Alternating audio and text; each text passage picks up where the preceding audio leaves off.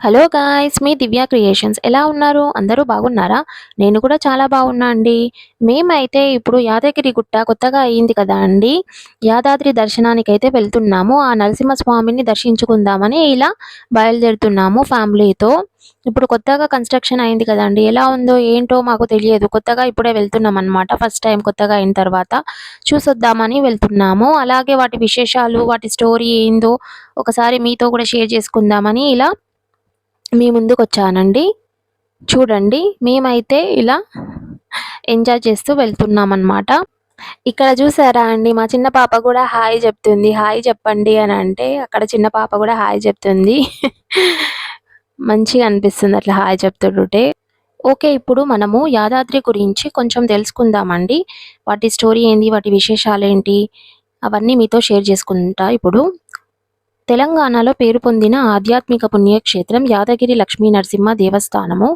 దీని కథా చరిత్ర వాల్మీకి రామాయణంలో ఉంది.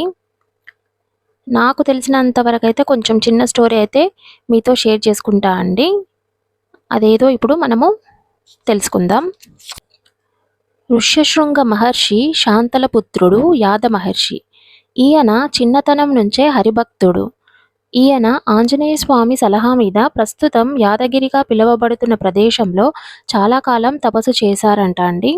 అప్పుడు ఒక రాక్షసుడు ఆహార అన్వేషణలో అడ్డుగా వచ్చి నిశ్చల తపస్సులో ఉన్న ఈ ఋషిని చూసి తినబోయాడంట. ఆ విషయం తపస్సులో ఉన్న ఋషికి తెలియలేదు కానీ ఆయన ఎవరి గురించైతే తపస్సు చేస్తున్నాడో ఆ హరికి తెలిసిందంట. చూడండి ఎంత మహిమ. ఆయన పనుపున సుదర్శన చక్రం వచ్చి ఆ రాక్షసుని సంహరించిందంట. అది చూసిన ఋషి ఆ సుదర్శన చక్రాన్ని పలు విధాలా ప్రార్థించి భక్తులకు ఏ విధమైన బాధలు కలగకుండా దుష్ట సంహారం చేస్తూ అక్కడ ఉండిపోమని కోరగా ఆ సుదర్శనము అనతి కాలములోనే అక్కడ వెలయబోవుచున్న లక్ష్మీ నరసింహస్వామి ఆలయ శిఖరాన షట్కోణాకారాన వెలసి స్వామి దర్శనానికి వచ్చు భక్తులను సదా కాపాడుతూ ఉంటానని వరమిచ్చి అంతర్ధానమయ్యాడట. తర్వాత యాదమహర్షి తన తపస్సుని కొనసాగించాడు. ఆయన తపస్సుకి మెచ్చి నరసింహస్వామి ప్రత్యక్షమయ్యాడు. యాదమహర్షి కోరిక మీద అక్కడ లక్ష్మీ నరసింహస్వామి వెలిశాడు.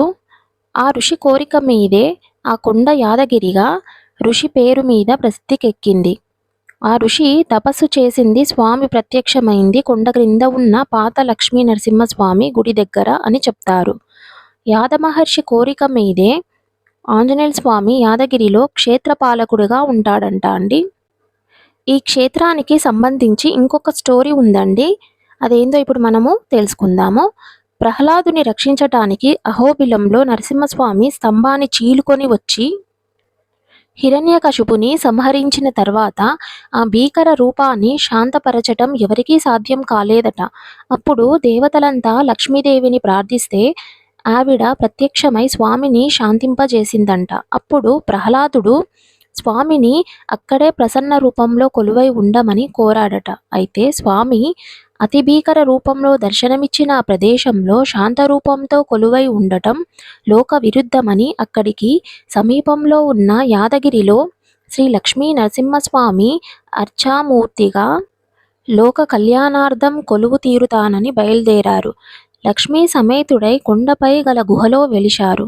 ఆయన వెంట ప్రహ్లాదుడు సకల దేవతలు వచ్చి ఆయనతో పాటు ఇక్కడ కొలువు తీరి స్వామిని సేవిస్తూ వచ్చారట. రాక్షస సంహారం చేసి లోక కళ్యాణం చేశారని సంతోషంలో స్వామివారి కాళ్ళని బ్రహ్మదేవుడు ఆకాశగంగతో కడిగాడట. ఆ ఆకాశగంగ లోయలోంచి పారి విష్ణు పుష్కరిణిలోకి చేరింది. ఈ పుష్కరిణికి కూడా చాలా ప్రాముఖ్యం ఉంది. ఇందులో స్నానం చేసి స్వామిని సేవించిన వారికి సకల కోరికలు తీరుతాయి. ఇక్కడ పితృకార్యాలు చేసే పితృదేవతలు తరిస్తారు అన్నది స్టోరీ అండి. నాకైతే కొంచెం స్టోరీ తెలిసింది మీతో షేర్ చేసుకున్నాను. ఓకే అండి. మేమైతే యాదగిరి గుట్ట లోపలికైతే వచ్చేసాము చూడండి. మేమిప్పుడు గుండం దగ్గరికి వెళ్తున్నాము. మేము దిగే వరకే అసలు చాలా వర్షం పడుతుందండి. అసలు చూడండి అసలు చిన్న పిల్లలున్నారా అసలు మేము ఇంగా మోడంగానే ఉంది. కానీ ఇంగా ఏం కాదులే వర్షమైతే ఏం పడదులే వెదర్ అయితే ఇట్లా ఉంటది కదా అనేసి బయలుదేరినాము. కానీ అక్కడికి వెళ్ళాక దిగిన తర్వాతనే వర్షం స్టార్ట్ అయిందండి. అలాగనే ఇంగా గుండంలో దిగినాము. ఇంకా అక్కడ దర్శనానికి కూడా వర్షంలోనే తడుచుకుంటూనే వెళ్ళామన్నమాట. అలా అలా జరిగిపోయింది మా దర్శనం అయితే. చూడండి గుండం వాటర్ అయితే ఎంత మంచిగున్నాయో అసలు. అసలు పీస్‌ఫుల్‌గా ఉందండి అక్కడైతే. అసలు వాతావరణం అయితే అసలు ఆహ్లాదకరంగా ఉంది. మాకైతే చాలా మంచిగా అనిపించింది గుండంని చూడంగానే. అసలు వాటర్ చూడండి అసలు ఎంత ఫ్రెష్‌గా ఉన్నాయో అసలు. మంచిగా నీళ్ళైతే ఇలా తేటగా అంటారు చూడండి అలా మంచిగున్నాయి అసలు. మాకైతే ఇంకా అక్కడనే ఉండాలనిపించింది. అసలు సమ్మర్‌లో గనక ఇక్కడ వెళ్తే గనక అసలు మంచిగా స్నానం చేయొచ్చండి అందులో. అంత బాగున్నాయన్నమాట వాటర్ అయితే. వింటర్‌లో కాబట్టి అసలు మన వల్ల గాదు. చాలా చల్లగా ఉంటాయి. మా పాప అయితే అసలు స్విమ్మింగ్ చేస్తా అంటుంది. ఎట్ లాస్ట్ చేసిందండి. మేమైతే నీళ్లు నెత్తి మీద చల్లుకున్నాము. చల్లుకొని మేమైతే దర్శనానికైతే ఇంక బయలుదేరామండి. ఇప్పటికే లేట్ అయిపోయింది. మేము చాలా ఆలస్యంగా బయలుదేరామనమాట. మధ్యాహ్నం బయలుదేరాము. ఇంకా చాలామంది ఉంటారని గూడా మేమసలు ఎక్స్‌పెక్టే చేయలేదండి. ఇక్కడికొచ్చి చూస్తే అసలు ఎంత రష్ అంటే అసలు ఫుల్లు జనాలున్నారండి అసలు. మేమైతే ఇంగ దర్శనంకి చీకటయిపోతదేమో అని అనుకున్నాము. కానీ బ్రేక్ దర్శనం అని ఒకటుందండి. ఆ బ్రేక్ దర్శనం 300 అనమాట టికెట్. అది తీసుకొని వెళ్తే తొందరగా అయిపోతదనమాట. ఫ్రీ దర్శనం అయితే లేట్ అయితది. చూడండి బస్ స్టాండ్ అండి ఇది. కింద బస్ స్టాండ్. ఇక్కడ బస్సు ఎక్కేసి పైకి వెళ్ళాలి. వెహికల్స్‌లో వెళ్ళేవాళ్ళు కూడా వెహికల్స్ ఇక్కడనే ఆపేస్తారు. పైకి రానివ్వరు. ఓన్లీ కొన్ని 500 అట్లా 600 వెహికల్స్‌నే అలో చేస్తారంట. మిగతావి వెళ్ళనీకైతే ఫైన్ రూ. 500 అట్లా తీసుకుంటారంట. మా వెహికల్ అయితే కిందనే పెట్టేశామండి. మేము బస్‌లో వెళ్ళాము పైకి. ఇప్పుడు బస్‌లో వెళ్తున్నాను. నేను చూడండి ఇక్కడ అంతా. బస్ అయితే ఫ్రీయే ఉంటదండి. ఏం మనీ ఏం తీసుకోరు. ఇక్కడ చూడండి రూమ్స్ ఉన్నట్టున్నాయి ఇక్కడ. అసలు ఆ వెదర్ కండిషన్‌కైతే మేమైతే అక్కడ ఏమీ అసలు చూడలేకపోయినామండి. అసలు ఏదో నాకు తోచిందలా క్యాప్చర్ చేసి మీకు చూపిస్తున్నాను. చూడండి అక్కడ ఏవో విల్లాస్ ఉన్నట్టున్నాయి. చాలా మంచిగా ఉన్నాయి బిల్డింగ్స్ అయితే. మేము కూడా ఫస్ట్ టైమ్ అండి కొత్తగా అయిన తర్వాత. దర్శనంకైతే అసలు చాలా మందొచ్చిండ్రండి. అసలు ఎందుకంటే క్రిస్మస్ డే రోజు మేము వెళ్ళినామనమాట. క్రిస్మస్ డే ఇంగ నెక్స్ట్ డే కూడా హాలిడే ఇచ్చారు గదా పిల్లలకి. సో, చాలా రష్ ఉందనమాట. ఇక్కడ ఆటోస్ కూడా వెళ్తాయండి. ఆటోస్ అయితే ఈచ్ మెంబర్‌కి రూ. 100 అంట. ఆటో గాని వెళ్ళొచ్చు, బస్‌లో గాని వెళ్ళొచ్చు. మేమైతే ఇప్పుడు పైకొచ్చేసామండి. కింద బస్ ఎక్కేసి పైకి రావాలనమాట. వెహికల్ అయితే కిందనే పెట్టేయాలి. ఏమన్నా హ్యాండ్ బ్యాగ్ అలా ఉంటే మాత్రం అవి క్యారీ చేసుకోవచ్చు పైకి. లగేజ్ బ్యాగ్ ఉన్నా గానీ మనం లగేజ్ బ్యాగ్ గూడా అక్కడ కౌంటర్‌లో ఇచ్చేసేయాలండి. లగేజ్ బ్యాగ్ గూడా అలో జెయ్యరు దర్శనంకి. ఓన్లీ హ్యాండ్ బ్యాగ్స్ మాత్రం, వాలెట్స్ మాత్రం అలో చేస్తారు.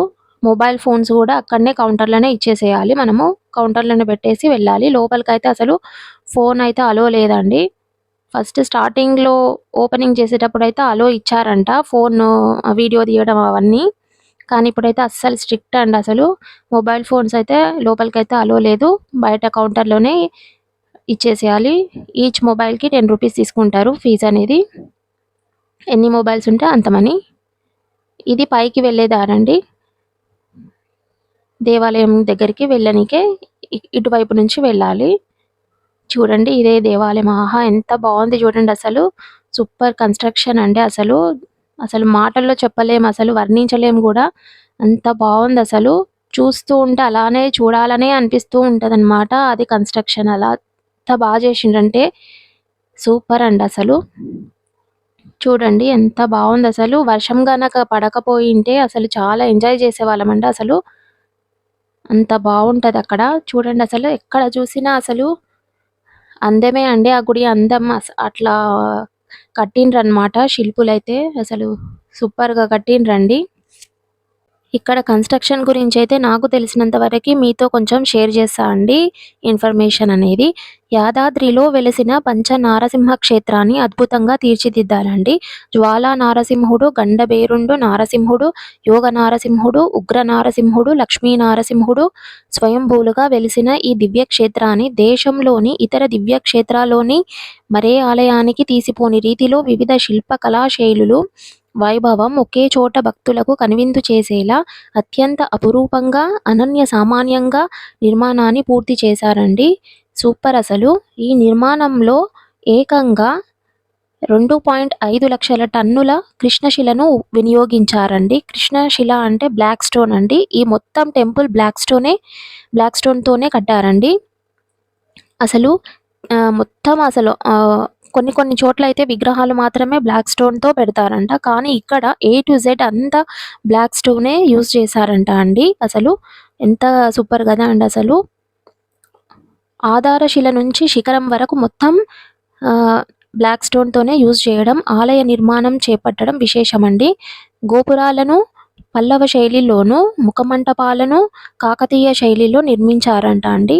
800 మంది శిల్పులు ఆలయ మండపాలు, గోపురాలపై 541 దేవతా రూపాలను, 58 యాలి పిల్లర్లను అత్యంత నైపుణ్యంతో తీర్చిదిద్దారు. బ్లాక్ స్టోన్ యూజ్ చేయడం వల్ల ఆ నిర్మాణం చెక్కు చెదరకుండా ఎన్ని ఏండ్లైనా సరే అలానే ఉంటుందండి, పాడవకుండా. దాని గొప్పతనం అలా ఉంటుంది బ్లాక్ స్టోన్‌ది. కృష్ణశిల అంటారండి తెలుగులో. చూడండి అసలు ఎంత బాగా, అసలు ఈ టెంపుల్‌ని చూస్తే ఇప్పుడు కొత్తగా కట్టినట్టు అనిపియదండి. ఎన్నో ఏండ్ల కట్టడిలాగా అనిపిస్తది మనకి. అంత బాగా కట్టారనమాట. చూడడానికి 2 కండ్లు చాలట్లేవు అసలు. మాకైతే అసలు ఆ వర్షం పడినందుకు అసలు మొత్తం డిస్టర్బెన్స్‌గానే అనిపించిందండి. అసలు వీడియో తీయడానికి కూడా వీలు కాలేదు. చిన్న చిన్న తుంపరు పడుతూనే ఉంది. అలాగే మేము ఆ తుంపరులోనే అంతా తీశాననమాట చూపిద్దామని.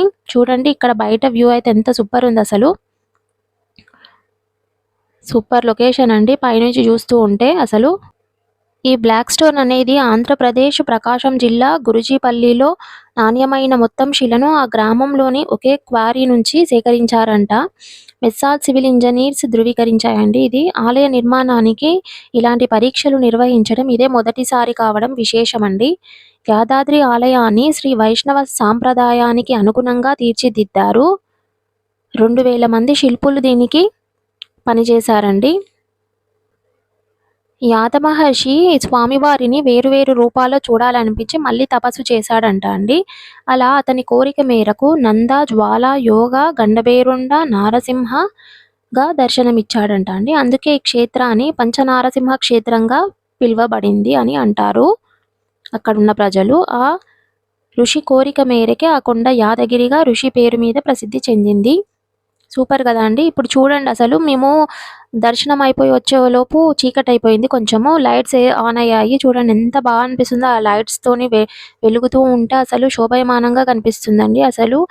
అసలు వీడియో కానీ ఫోటో కానీ అసలు సూపర్ వస్తాయండి. చూడండి అసలు మాకైతే ఇంకా అక్కడనే ఉండాలనిపించింది కానీ వెదర్ అయితే బాగాలేనందుకు మేమైతే ఏది చూడలేదండి. అక్కడ చుట్టుపక్కల ఉన్న వేరే స్వర్ణగిరి కానీ, సురేంద్రపురి కానీ అవన్నీ ఏమి కవర్ చేసుకోలేకపోయినాం అనమాట. వెళ్ళిందే లేటు, అందులో వర్షం, అందులో చిన్న పిల్లలు, ఇంకా వీలు కాలేదండి.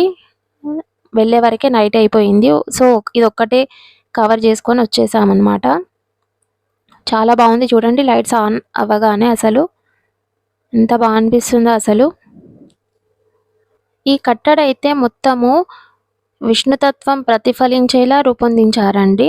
శ్రీ వైష్ణవ భక్తి సాంప్రదాయాన్ని ప్రచారం చేసిన 12 మంది ఆళ్వార్ల విగ్రహాలను 2వ అంతస్తులో కాకతీయ స్తంభాలు, అష్టభుజి మండపాలు, మాడవీధులు, పురవీధులు, ప్రాకారాలు, త్రితల, పంచతల, సప్తతల మహారాజ గోపురాలు, విమాన గోపురాలు, ఇలా ఆలయంలోని ప్రతి నిర్మాణంలోనూ అణువణువున విష్ణుతత్వం ప్రతిఫలించేలా రూపొందించారండి. అసలు సూపర్ ఉంటదండి. లోపల చూడాలే కానీ అసలు కళ్ళు చెదిరిపోతాయన్నమాట. అంత బాగా ఉంటది అసలు. అప్పట్లా అసలు లేనే లేదండి. అసలు ఫుల్ చేంజ్ అయిపోయిందనమాట. లోపలికి వెళ్తే అసలు ఎంత బాగా అనిపిస్తదంటే అసలు ఇంకా అక్కడనే కొంచెం సేపు కూర్చుంటే బాగుండు అనిపించింది కానీ అక్కడ కూర్చోనివ్వలేదండి మమ్మల్నయితే. అసలు దర్శనం అయినాక అక్కడ కూర్చుందామంటే కొంచెం సేపు కూడా కూర్చోనివ్వలేదు. ఎందుకంటే ఫుల్ జనాలు కదా అసలు. తొందరగా వెళ్ళండి అని అంటున్నారనమాట అక్కడున్న వాళ్ళైతే. సో అలా దర్శనం అయితే హడావిడిగా జరిగిపోయిందనమాట ఫుల్ రష్ ఉన్నందుకు. అందుకే మనము రష్ లేనప్పుడే వెళ్ళాలండి. ఇలా హాలిడేస్ ఉన్నప్పుడు అలా వెళ్తే మాత్రం ఫుల్ జనాలు ఉంటారు. మనము హాలిడేస్ లేనప్పుడే వెళ్తేనే బాగుండు అనిపిస్తది. ఎందుకంటే అప్పుడు ఎవరు ఉండరు. మనకి మంచిగా ఫ్రీగా తొందర అయిపోతదండి దర్శనం అనేది. చూడండి ఇక్కడైతే అసలు అక్కడ కనిపిస్తుంది కదా మొత్తం గోల్డెన్‌ది అదంతా క్యూ కాంప్లెక్స్ అండి. ఫ్రీగా దర్శనం చేసుకునే వాళ్ళకి ఆ క్యూ కాంప్లెక్స్ నుంచి వెళ్ళాలన్నమాట. బ్రేక్ దర్శనం అని ఉంటదండి. బ్రేక్ దర్శనం ఏమో 300 అండి టికెట్. 300 ఈచ్ పర్సన్‌కి 300 అన్నమాట. పిల్లలకైతే ఏం లేదు. పెద్దవాళ్ళకే రూ. 300 అది పెట్టుకొని వెళ్తే ఒక 15, 20 మినిట్స్‌లో అయిపోతదంట. కానీ ఫుల్ రష్ ఉండడం వల్ల మాకైతే ఒక హాఫ్ అన్ అవర్ పైననే పట్టిందండి అసలు. 150 టికెట్ కూడా ఉంటదండి. అది కూడా తొందరనే అయిపోతది. మేమైతే అది తీసుకోలేదు. 300ది తీసుకున్నామనమాట. ఇక్కడైతే మేము లడ్డూల కౌంటర్ దగ్గరికి వచ్చాము ప్రసాదాలు తీసుకోనీకి. పులిహోర, లడ్డూలు ఇక్కడ ఇస్తున్నారు. నేను ఫాస్ట్‌గా పెట్టేసినా అండి. ఇంకా మెట్లది కూడా ఏం చూపిద్దామని. ఇక్కడైతే మనము టికెట్స్ తీసుకోవాలండి ప్రసాదాలకు. అక్కడి నుంచి మళ్ళీ స్టెప్స్ ఎక్కుకుంటూ అక్కడికి వెళ్ళేసి ప్రసాదం కౌంటర్ల దగ్గరికెళ్తే ఆ టికెట్ చూపిస్తే మనకి ప్రసాదాలు ఇస్తారండి. ఇది ప్రసాదాలు ఇచ్చే ప్లేస్ అన్నమాట. చూడండి ఇక్కడ లడ్డూలు, పులిహోర అయితే ఇస్తున్నారు. ఇది శివాలయం అండి. మనం స్టెప్స్ దిగేటప్పుడే మనకి ఇక్కడ రైట్ సైడ్ శివాలయం కనిపిస్తది. చూడండి. ఈ శివాలయం గూడా స్వామివారు స్వయంగా వెలవక ముందుకే శివుడు ఇక్కడ స్వయంగా వెలిశాడంట అండి. ముందే ఉందంట శివాలయం ఇక్కడ. మెట్ల దారి గూడా ఉందండి. మెట్ల దారి నుంచి వస్తే పురాణాలైతే చెప్తున్నాయి. కీళ్ళ నొప్పులు ఉన్న వారికైతే కీళ్ళ నొప్పులు తగ్గుతాయంట అండి. మెట్ల దారి నుంచి గనక మెట్లెక్కి వస్తే కాలినడకన. బావుంది గదండీ అసలు సూపర్. ఇదైతే శివాలయం లోపలండి. మేమైతే శివాలయం లోపలికి వెళ్తున్నాము. ఇక్కడ చూడండి శ్రీరాములు ఇక్కడ నుంచి వెళ్ళాలి. వెళ్ళేసి అక్కడ మళ్ళాలి. మళ్లితే మనకి శివుడిది ఉన్న గర్భాలయం కనిపిస్తది. ఇది కూడా చాలా పెద్దగానే ఉందండి. ఇక్కడ కూడా టైం స్పెండ్ చేయొచ్చు. మంచిగా మనము ఏమన్నా వండుకొని వచ్చినా కూడా ఇక్కడ కూర్చొని తినొచ్చనమాట. అక్కడ కూర్చోనీకి కూడా ప్లేస్ బాగుందండి. ఇదైతే హోమం చేస్తారేమో ఇక్కడ. హోమంది కట్టిండ్రు. హోమం చేయడానికి. నంది చూడండి అసలు సూపర్ ఉందండి. అసలు నంది అయితే ఎంత పెద్దగా కట్టారంటే అసలు చాలా బాగుంది. ఇక్కడైతే అందరూ ఫోటోస్ దిగి వెళ్తారండి. అంత బాగా కట్టారనమాట నందీశ్వరుడిని. చూడండి అసలు ఎంత బాగుంది. మేము కూడా ఒక ఫోటో తీసుకున్నాం నందితోటి. చీకటి అయిపోయినా కూడా మాకైతే దర్శనం అయితే టైంకే జరిగిందండి. అసలు దేవుని దయ వల్ల తొందరగా టైంకి జరిగిపోయింది అన్నీ. వర్షం పడుతుంది. ఎలాగా లేట్ వచ్చామో దర్శనం అవుతుందో కాదో అని ఒక దిక్కు చిన్న చిన్న తుంపూరు పడుతుంది. ఒక దిక్కు ఆకలి అవుతుంది. ఏం తెచ్చుకోలేదన్నమాట. ఇక్కడ ఇస్తారు కదా పులిహోర అని. చూస్తేనేమో ఫుల్ రష్. ప్రసాదాల దగ్గర కూడా ఫుల్ రష్ అండి అసలు. ఇక్కడ అమ్మవారు కూడా ఉంది. ఇంకా మేము రిటర్న్ అయ్యామన్నమాట. రిటర్న్ అయ్యే దారిలో మీకు కొంచెం ఇట్లా చూపిద్దామని చూపిస్తున్నానండి. సురేంద్రపురి ఇప్పటిదాకా వచ్చింది కదా. స్వర్ణగిరి కూడా లైటింగ్స్‌తోని వచ్చినాయి. ఇదేమో ఇక్కడ ముంచెంతల్లో ఇండియన్ ఫిలాసఫర్ రామానుజ వారిదండి ఇది. చూడండి అసలు ఈ స్టాచ్యూ అనేది వరల్డ్‌లో సెకండ్ సిట్టింగ్ స్టాచ్యూ అండి. ఇది అండి మా యాదాద్రి విశేషాలు. ఈ వీడియో కనుక నచ్చితే లైక్ చేయండి, షేర్ చేయండి, కామెంట్ చేయండి అండ్ సబ్స్క్రైబ్ చేసుకోండి కొత్తగా చూస్తున్న వాళ్ళైతే. Thank you for watching. Bye bye. See you in the next video.